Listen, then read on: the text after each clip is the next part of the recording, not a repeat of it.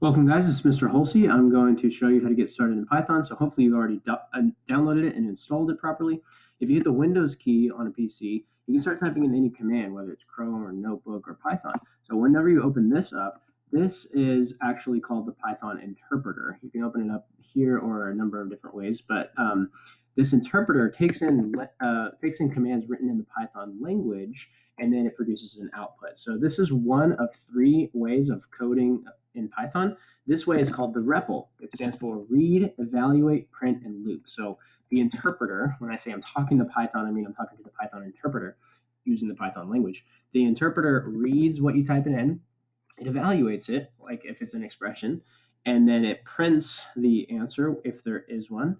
Sometimes there's not. And then it loops back around and it gives you this prompt again. I like to refer to this as the chevron prompt because it looks like a chevron symbol. It's three angle brackets. Anytime you see that, you know you're in Python. Another command is exit with the parentheses there. If you do that, the whole thing will close, and then I can just bring it back up like that.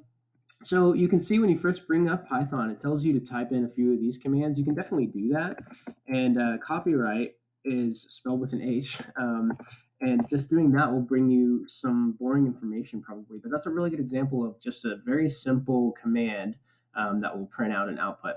Notice how when I misspelled copyright, I'm glad I did that. It gave me a name error. You can also get something called a syntax error. Whenever you get errors, don't freak out. It's actually Python telling you that you're doing something wrong and being specific about what that thing is. So you really want to pay attention to these errors if you get them. Name error means that this name that I tried to talk to the Python interpreter about is not yet defined. Remember, a programming language is awesome because you can define more names, but we haven't done that yet. Over here, the syntax doesn't match up with the Python language. Just like if I had a bunch of quotation marks and then something like that in English, it wouldn't make sense either.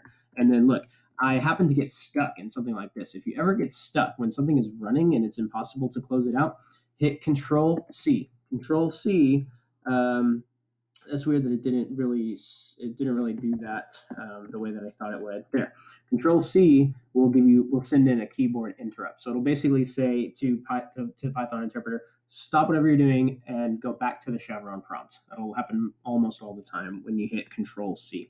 One more thing is if you go up using the up arrow, it'll retrieve previous commands. So if I wanted to go back to copyright spelled correctly, I can go up. If I wanted to go forward in my command history, I can go down. So that's a really fancy way of retrieving some commands, especially if they're really long. You don't want to type them over and over again.